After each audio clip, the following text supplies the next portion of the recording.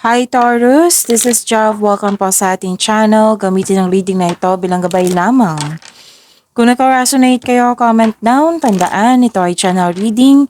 Kunin nyo lang po kung walang naka-resonate sa iyo. This is for you, Taurus.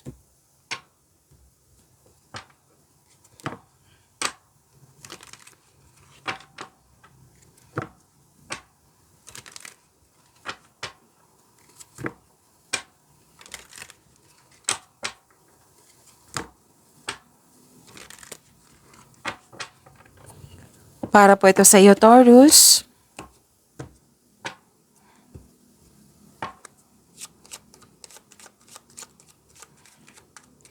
Maraming salamat po sa inyong patuloy na suporta sa mga nag-donate, sa mga hindi nag-skip ng ads. Maraming salamat po. Sa mga hindi nag-subscribe, subscribe na po kayo at click bell notification para malaman nyo na may bago tayong video. Para sa mga gustong magpa-reading, comment po kayo ng personal reading. Again, comment kayo ng personal reading and check my reply sa comment section.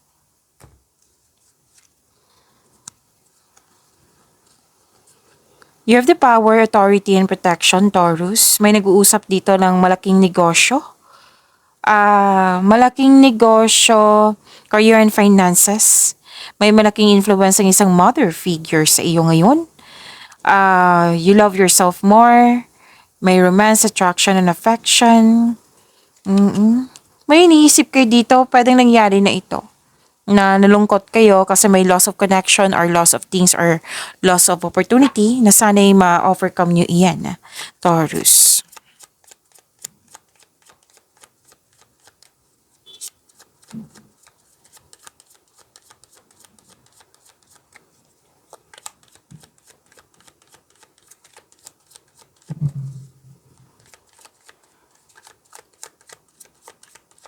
Energy po ni Taurus.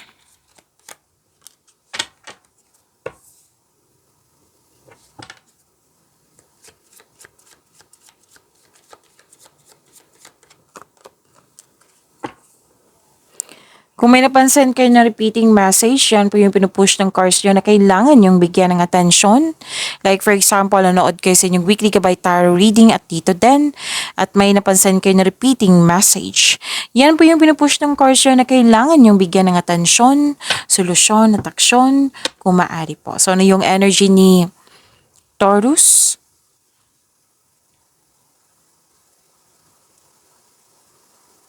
Partnership. Union. Nagkaroon ng balanse. May parating na job opportunity or business partnership po ito. Oo, partnership, kasosyo. Grab mo na itong opportunity na ito kasi may nakita kong financial growth. Basta planuhin ng mabuti at sipagan sa araw-araw. Maari din na may namuong relasyon. Oo. Pwedeng nagkasundo kayo, nagkaroon ng promises. Na very, very supportive kayo sa isa't isa.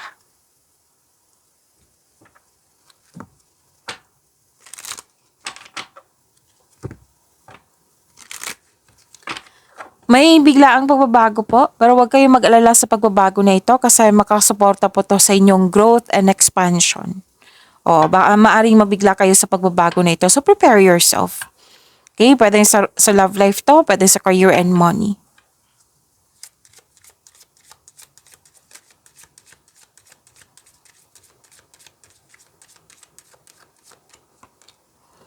Your success is now at hand. Hawak mo na. Allow the abundance to flow you effortlessly. So this is overflowing abundance.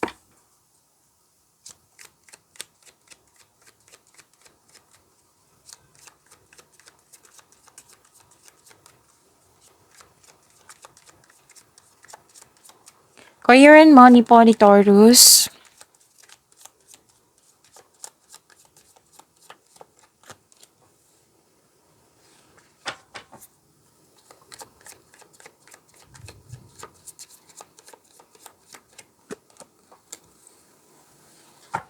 Oh, this is ending with new beginning.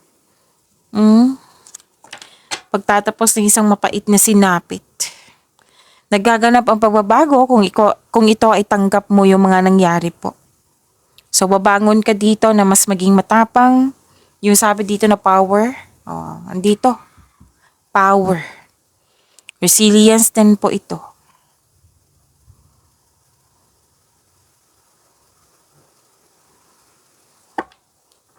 Mawawala na po yung blockages. Oo, nang dahil sa kasi may lost din dito may lost din dito ako nakikita. So, mawawala na po yung mga blockages regarding sa loss. Oo, may parating po na biyaya na magbibigay daan ng mas maunlad na panahon. So, this is ending with new beginning.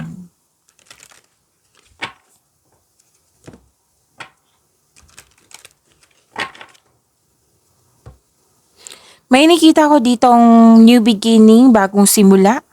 'Di ba? May biglaang pagbabago. So, bagong simula po ito. At nakita ko rin dito na nagkaroon po ng okay, advice na kasi to You should take a risk and try something new. Try to step out sa comfort zone mo kasi may potential po na magiging successful po ito. Basta sipagan nyo lang po. Magkakaroon po ng financial growth. Bagong simula po ito, new journey po ito.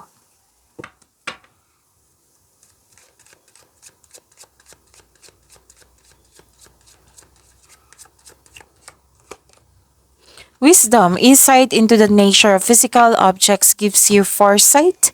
Use your best judgment.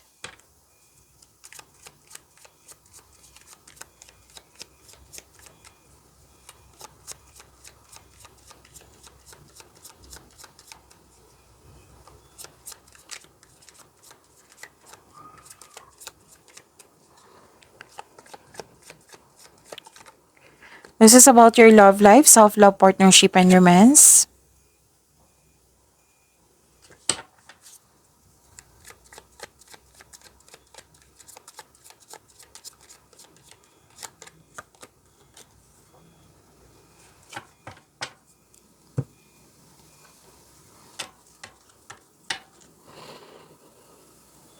Nakikita ko dito,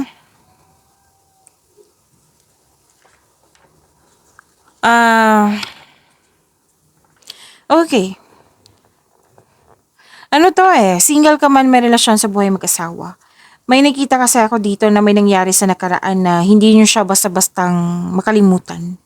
Kumbaga, na-stuck ka sa mga nangyari sa nakaraan. At, oo, kailangan ng forgiveness po, sabi ng yung court. Mas piliin yung inner peace. Kailangan maging willing kang mag-move on from the past para bumukas yung new doors for you. Okay? And sa mga single dito, you've met someone exciting through friends or sa mga activity. Sa mga marelasyon sa buhay mag-asawa, this is a time na magkaroon kayo ng travel plans or magbakasyon. May nakita ko dito gathering ng mga kaibigan. Oo. Reunion. Magpa-participate kayo ng group sa isang group activity. Okay, pasensya na po naputol yung video. Butit na nakita ko. Okay, may malaking influence ng isang single parent sa inyo. Pwedeng ikaw to, pwedeng siya. Oo, na malaki ang kanyang influence po. Okay, nagpahinga kayo dito, nagbakasyon. Oo, maaring bakasyon to. Nagpahinga kayo, nagnilay-nilay, yan. Nakita ko rin dito na nagkaroon po ng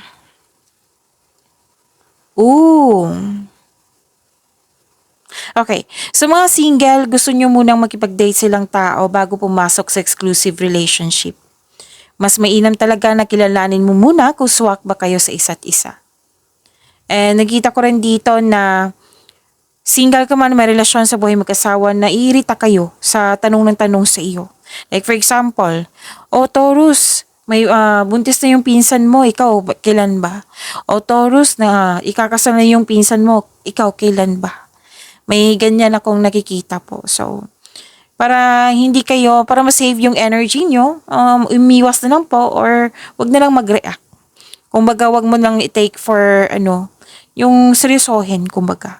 Kasi baka ugali ng tao na tanong ng tanong, na ugali niyang mag-compare. Mm-mm.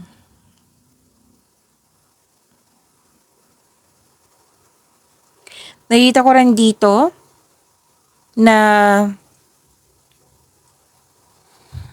someone is giving up. Parang, pero nangyari na ito kasi nakita ko dito na may loss of connection sa isang tao. Na naalala mo ngayon or mangyayari pa. Oo. At, ang sabi ng card dito, kung parating naghahanap ng gulo or away itong taong ito, baka kailangan yung magdesisyon. Pero at the end of the day, kayo po ang mag-decide niyan kasi buhay niyo po iyan. Pero nakikita ko talaga dito, communication is the key. I-address mo yung hurt feelings mo. Look inside yourself. Examine what is causing you to feel this way. Pag-imanin niyo po yung blessings na binigay sa inyo, Taurus, see you tomorrow. Maraming salamat po.